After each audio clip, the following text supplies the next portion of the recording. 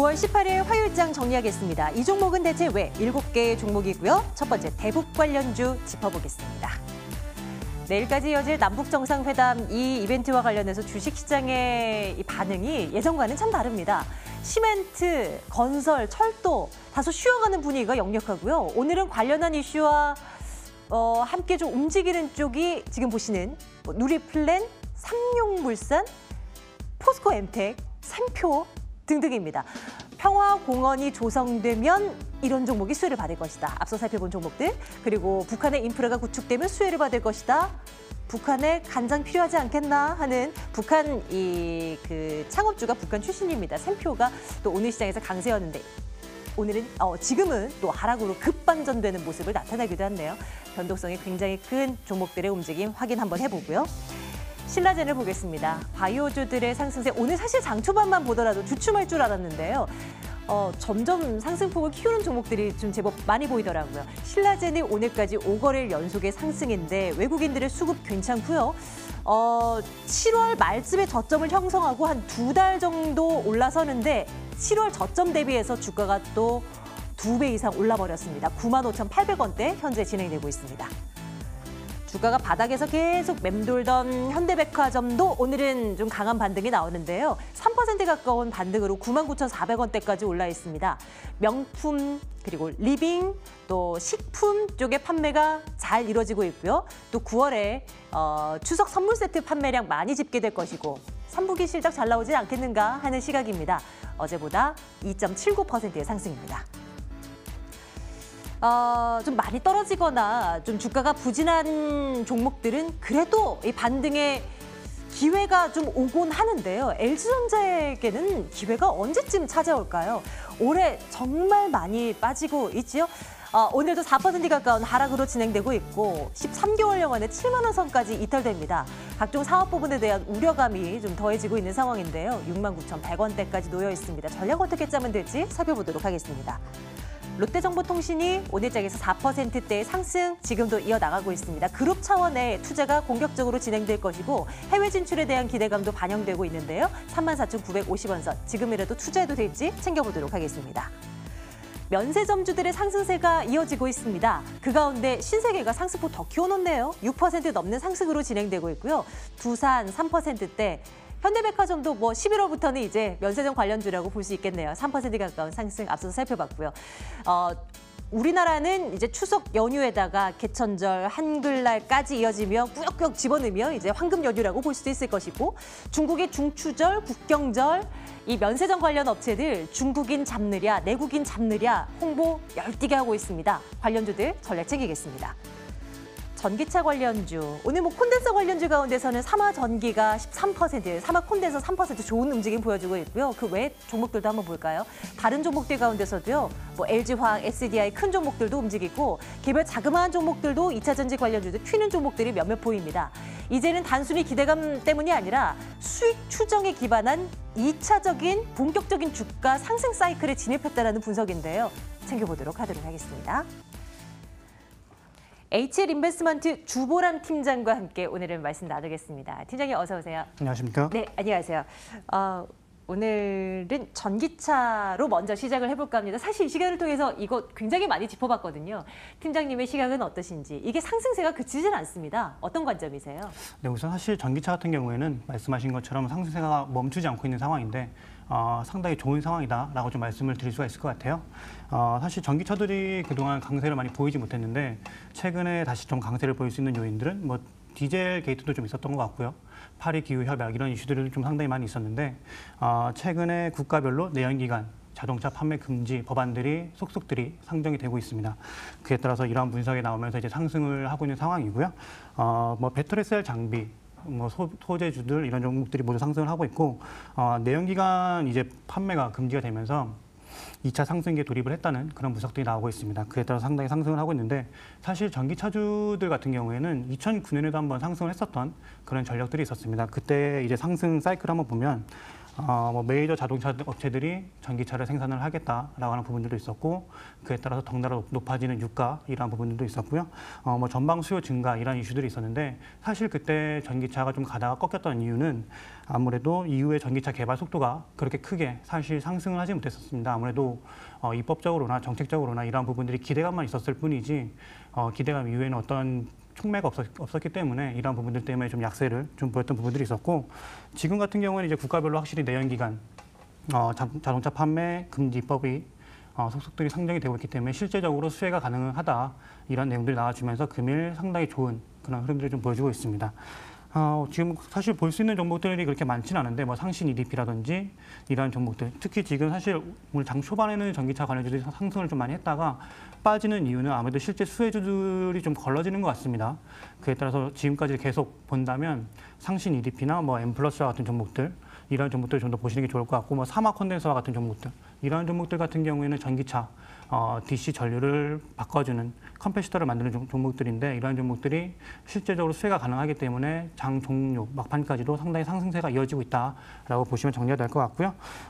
그에 따라서 지금 배터리 시장이 함께 상당히 성장을 한다면 실제로 수혜를 볼 수가 있는 종목들을 좀 더 보는 게 맞겠다라고 좀 말씀을 좀 드리겠습니다. 많은 종목들이 있잖아요. 사실 관련주로서 우리 투자자분들이 볼 수 있는 그런 종목들이요. 그중에서 지금 현재 투자가 가능한 구간에 놓여 있는 그러면서도 앞으로도 더 올라갈 수 있을 만한 종목 탑픽 하나 꼽는다면 어떤 쪽 보세요? 우선 탑픽으로 좀 말씀을 드리면 사막 콘덴서 정도 좀 말씀을 좀 드릴 수가 있을 것 같습니다. 사실 사막 콘덴서가 그동안에 MLCC 때문에 주가가 상당히 많이 올랐었는데 원래 기존 사업 같은 경우에는 아까 말씀드렸던 DC 관련된 링크 캐패시터를 생산하고 있기 때문에 실제적으로 상당히 큰 수혜가 예상이 되고 있는 부분들이 있고요. 뭐 지금 사실 2016년 같은 경우에는 실적이 상당히 그렇게 좋지 않았음에도 불구하고 주가가 많이 올랐던 이유는 어떤 다른 사업부가 조금 부진했었던 경우가 좀 있었습니다만 DC 링크 캐패시터에서 2016년에 135억 원 실적을 기록했고 2017년에는 거의 220억 원 가까이 성장을 하면서 거의 성장률로 본다면 100%에 가까운 성장률을 보였습니다. 이게 왜 그러냐면 아무래도 전방 업체들이 좀 전기차를 좀 덜 내놓긴 했습니다만 여기에 대해서 상당히 폭발적인 수요가 좀 있었기 때문에 증가가 되면서 사막 콘덴서가 상당히 수혜를 봤던 그런 부분들도 있고 최근에 사실 이슈가 되는 건 아무래도 MLCC 부분인 것 같아요. 다만 MLCC 부분 같은 경우에도 전기차 또 혹은 전장 쪽으로 부품이 계속적으로 공급이 된다면 MLCC 역시 같이 수혜가 될 수가 있기 때문에 사막 콘덴서가 상당히 좀 좋을 수가 있겠다라고 좀 말씀을 드릴 수가 있을 것 같고 사실 최근에 좀 주가가 많이 좀 눌렸던 부분들이 있습니다. 그런 그렇죠. 부분들의 이유는 네. 뭐 야게오라고 하는 어떤 대만 업체들 이런 업체들이 어떤 수요가 좀 부진할 것이다라고 하는 전망치가 나와주면서 사막 콘덴서 역시 같이 좀 내려왔던 그런 부분들이 있습니다. 바로 이 구간인데 이 구간이 같은 어떤 사막 콘덴서나 야게오나 대만 업체들이 MLCC 설비를 이제 증설하겠다. 혹은 증설을 하게 되면서 수요가 너무 이제 많아지는 게 아니냐, 공급이 너무 많아지는 게 아니냐, 이러한 이슈들이 나와지면서 좀 많이 부진했었는데 이러한 전망들이 사실상 너무 과도하게 타이트하게 좀 잡혀져 왔던 그런 보수적인 전망치였기 때문에 주가가 다시 한번 좀 반등이 나올 수가 있는 상황이고요. 지금 올해 같은 경우에는 사실 영업이익이 상당히 좀 증가하는 상황인데 내년 같은 경우에 상당히 영업이익이 많이 늘어날 수 있는 개연성이 충분히 있습니다. 지금 사실 사막 콘덴서의 올해 실적 가이던스 영업이익 같은 경우가 700억 원 정도로 지금 잡혀 있는데 사실 700억 원 정도면 PER로 본다면 11배가 좀 안 되는 숫자이기 때문에 아직까지도 사실 주가가 많이 올랐음에도 불구하고 여전히 저평가가 되어 있는 상황이고요. 사실 올해의 타이트한 어떤 MLCC 업황을 고려를 한다면 영업이익이 올해만 해도 한 800억 원까지는 트라이를 해볼 수가 있는 구간이기 때문에 여전히 지금 주가가 많이 올랐음에도 불구하고 저평가가 되어 있는 국면이고요.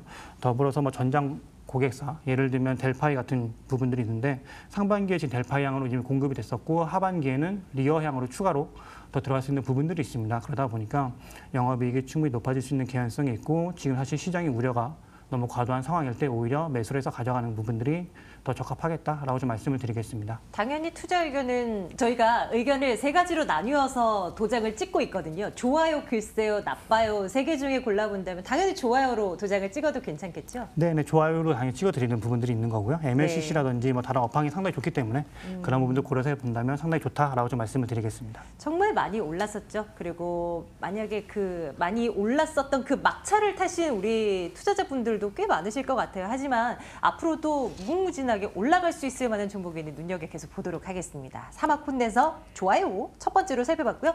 다음 보겠습니다. 면세점주 보겠습니다.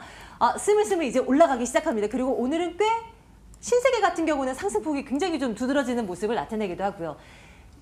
연중 최대의 성수기에 진입한 상황이다라는 이제 분석들인데 주가를 더 끌어올려줄 수 있겠습니까? 판단 내려주세요. 네, 말씀을 드리면 사실 충분히 더 올라갈 수 있는 개연성은 있다고 보고 있습니다. 그 이유는 사실 신세계 이제 뭐 면세점, 신세계뿐만 아니라 다른 면세점들이 모두 좋은 흐름을 상당히 지금 보여주고 있는 상황인데 그동안 사실 주가에 눌렀던 부분들이 모두 악재가 해소가 되는 부분들이 있는 것 같습니다. 첫 번째로 우선 뭐 한한령이 사실 그동안 가장 큰 이슈였는데 이러한 부분들이 이제 모두 해소가 되는 부분들이고요. 뭐 두 번째로 사실 중국 쪽 이슈가 하나 좀 있습니다. 사실 그동안 면세점주들의 좀 타격에 매출에 좀 타격이 있을 것이다라고 했던 부분들이 따이공 혹은 뭐 웨이공에 대한 부분들이 있는데요. 따이공 같은 경우에는 사실 뭐 중국인 관광객들을 대신해서 물품을 상당히 많이 구매를 해주고 있는데 이러한 부분들에 있어서 사실 5월부터 사실 주가가 좀 많이 내렸던 이유는 이러한 따이공들 혹은 외공들에 대해서 중국이 규제를 하겠다라고 하는 부분들이 있었습니다.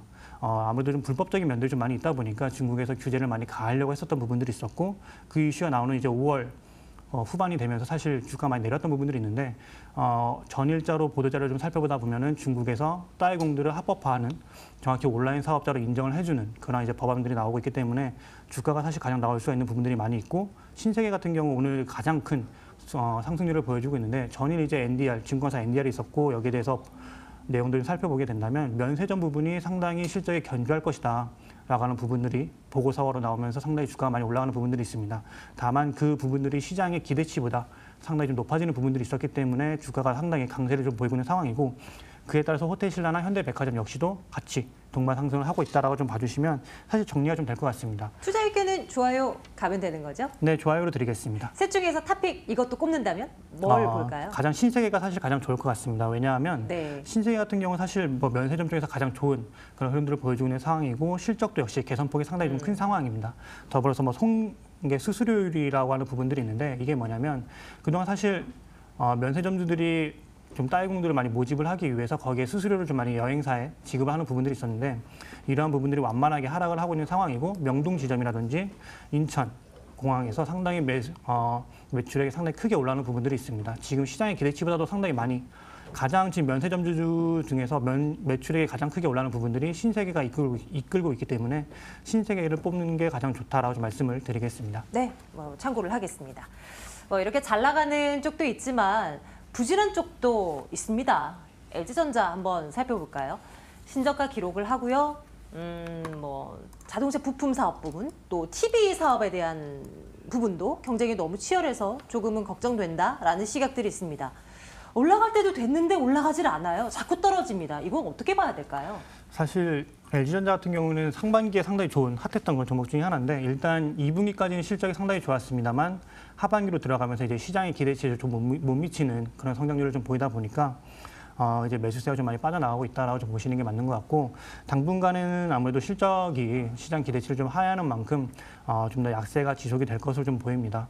우선 지금 3분기 같은 경우 사실 주가가 워낙 저점이기도 하고 상당히 좋은 모습, 펀더멘탈로 본다면 상당히 좋은 종목이긴 합니다만 우선 시장의 기대치라는 게 좀 형성이 되어 있었기 때문에 여기 좀 못 미치다 보니까 주가가 좀 내려와주는 그런 모습을 좀 보이는 것 같고 지금 LG전자 같은 경우에는 아무래도 이제 업종이 이름 자체가 사실 전자를 달고는 있습니다만 내년부터 좀 더 바라보는 게 우선 맞다라고 좀 말씀을 드릴 수가 있을 것 같고 LG전자 같은 경우에 사실 현재는 뭐 가전업체로 보는 시각이 상당히 많은데 내년부터는 오히려 전장업체로 보는 게 좀 더 맞지 않나라고 좀 말씀을 좀 드리겠습니다. 네.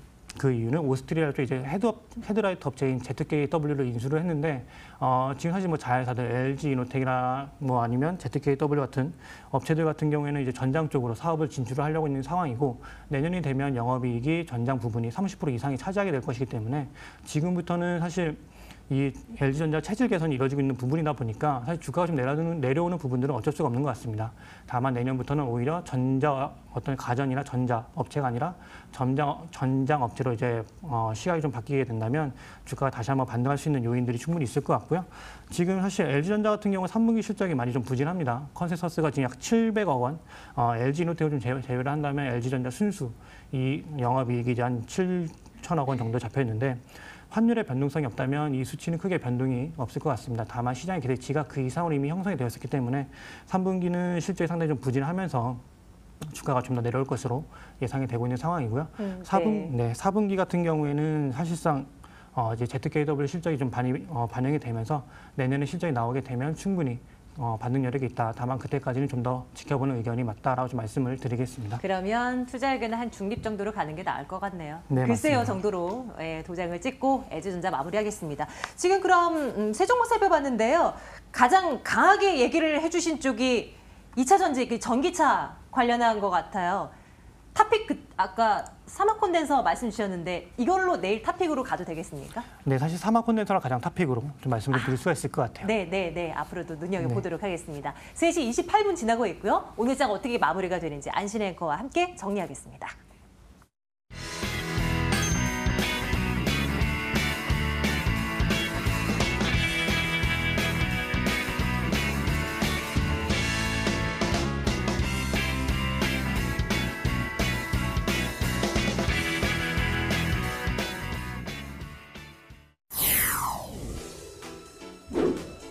하락 출발한 코스피 코스닥 지수가 장중에 상승 전환했습니다. 호가 살펴보시면요. 코스피 같은 경우에 2,300선을 넘어 2,310선까지 회복한 모습입니다. 코스닥도 830선을 돌파를 했습니다. 각각 0.31%, 0.33% 오름세로 장을 마칠 것으로 보이고요. 시가총액 상위 종목 살펴볼게요. 삼성전자, SK하이닉스가 나란히 강세를 보이고 있습니다.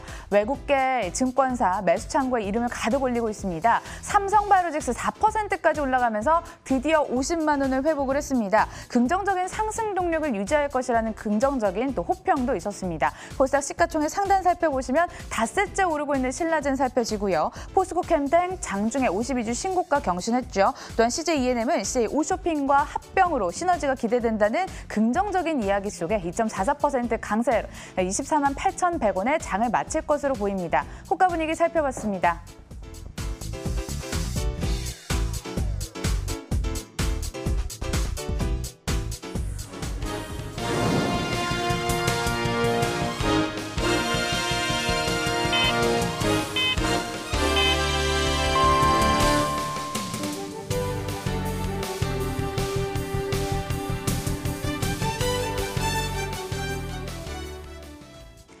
(9월 18일) 시장이 마감됐습니다. 미국의 중국 제품에 대한 추가 관세 부과 내용이 공개됐습니다. 하지만 예상보다 추가 관세 부과 내용이 강하지 않았다라는 안도 심리가 시장에서 펼쳐졌었습니다. 또한 3차 남북정상회담 개최라는 호재가 긍정적으로 작용하면서 주가를 끌어올렸는데요. 약세로 출발했지만 코스피는 2,308선까지 올라서며 마감을 지었고 코스닥도 830선을 돌파하며 831선의 종가를 형성했습니다. 자, 장 초반 팔자를 나타냈던 외국인 쪽에서 매수 우위로 전환이 됐었죠. 300억 원 넘게 순매수 우위로 기록이 됐습니다만 개인 쪽에서 매도로 돌아서면서 기관과 함께 양매도를 연출했습니다. 비슷한 물량이었네요. 개인 328억 원, 기관 331억 원 매도 우위로 기록이 됐습니다. 코스닥 수급도 함께 살펴보도록 하겠습니다. 외국인 기관 쌍끌이 매수가 연출됐습니다. 외국인은 152억 원, 기관은 427억 원을 담았고 개인만이 엇박자를 탔습니다. 527억 원을 내놨죠.